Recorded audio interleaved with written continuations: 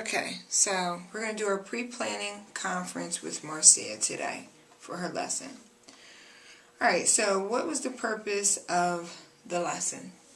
The purpose of the lesson is we're going to still work on my students' comprehension, but we're also working primarily on his fluency and his decoding skills. So at the same time, we're working on all of those. We're going to do this through his summer reading project.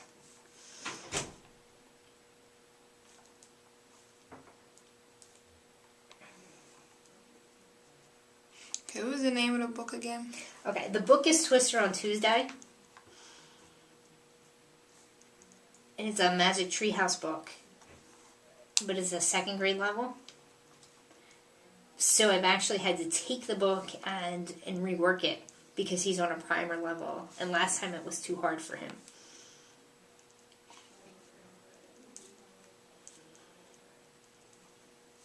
Okay, so what do you mean by rework? So when I rework the book, I've actually have taken, we're reading chapter 7.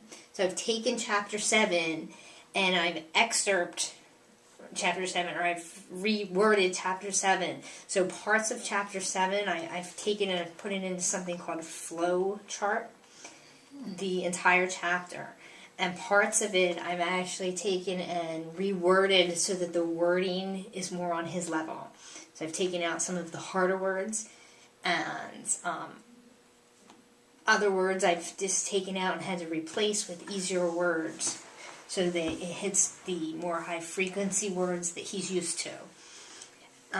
In other places, I've color coded it purple, and I've left the actual text, and then I'm going to take turns model reading. So he'll read the easier text, and then I'll model read the actual text in other parts. And then we use the comprehension strategies. I'm using the 5 W's. Who, what, where, and when, to decode the text. Okay, so are you going to, like, how's that going to be set up? Like, first you're going to do what? So first we're going to sit down, and we've been reading the book, so we'll, talk about the fact that we're reading chapter 7. We'll review the pre-reading strategies that we've been working on. It is my hope that he'll once again know that we look at the pictures, we recall the title of the story. So we've done a lot of work on the fact that we need to pre-read because the student came and didn't know that before. He'll formulate 2 questions, which before I was doing, but I've released that to him now, and he writes down the 2 questions. Oh, so he's actually formulating his own questions by looking at the book and looking at the picture clues? Yes, so we look at the actual book first, and he looks at the book and the picture clues and formulates his own questions. And that's almost entirely on his own now. I mean, we discuss it, but he formulates those questions. And then from there, we begin to read the story. The model reading will be new. Before we were using the actual text, but it was too hard for him. He was missing far too many words. He was missing, 15 to 20 words in the text. Okay, so first he's going to do a pre-reading strategy. He's going to look at the picture. He's going to look at the title. Now, where does he write the questions down? He writes them on an index card, and then we put them on the board. So we actually post them up on the board so he can see them. These are the questions that I formulated, or he formulated.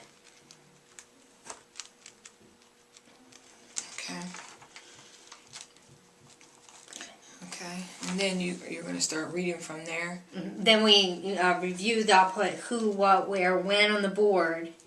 And as we read, these are the other questions that, he's going to look for in the story to prompt him. Once he finds, as we stop and pause, when he finds answers to these details, because that's what he's looking for, the details in the story,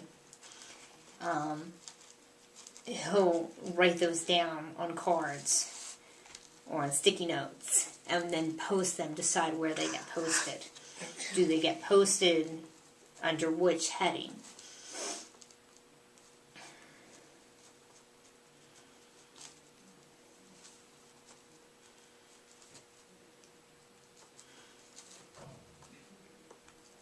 The point of all that is at the end of the lesson, he'll take and we'll discuss which details, we'll discuss the fact that not all the details can be used in a summary, and a good summary should only have important details.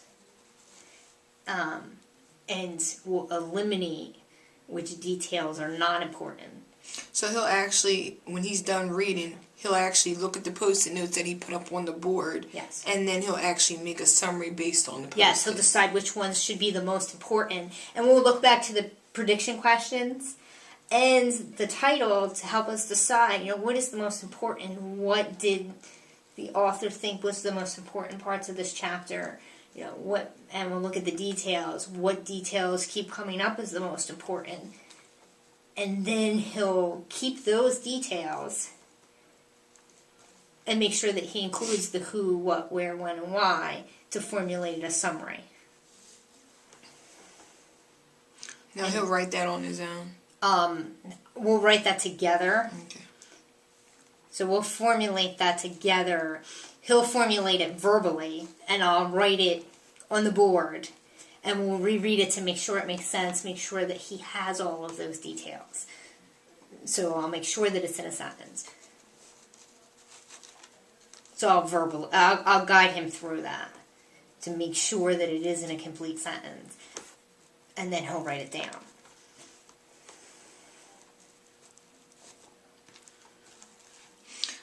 Have you done this strategy before with them? We've worked on this strategy before. I'm releasing it a little bit at a time to him. So at this point, I'm letting him decide more and more which details are more important. And letting him form more of the sentence by himself.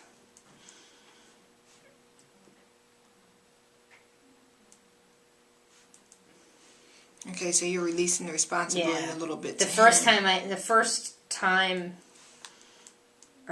two times we've done this, I've had to model this more for him. Mm-hmm. So my hope is that he will start to take over more of doing this on his own.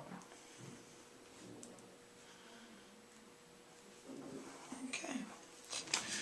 All right, now, what do you want me to observe or take notes?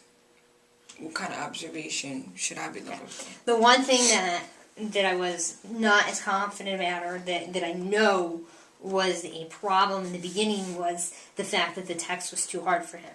He was a second grade text, and he refused to use a text that wasn't a second grade text. He would not read any primer text. So he came up with the solution of taking the text and rewording it. And I've done that on my own. So today when I teach the lesson, I'd like for you to keep track of how many words he misses while he's reading, so that we can take a look at that and compare back and see if maybe this is a more appropriate level for him, or if I need to go in a different direction. Now, is that me taking track of the words that he's missing, of the ones you reworded, or the ones that he's actually reading? Or just keep track of the words that he's missing in general in the text, because it doesn't matter. If the text that he's reading, he's still missing a lot of words, then I still have a problem. So as he's reading, I need to keep track of how many words he's missing. And if we can see, how many, sometimes he self-corrects.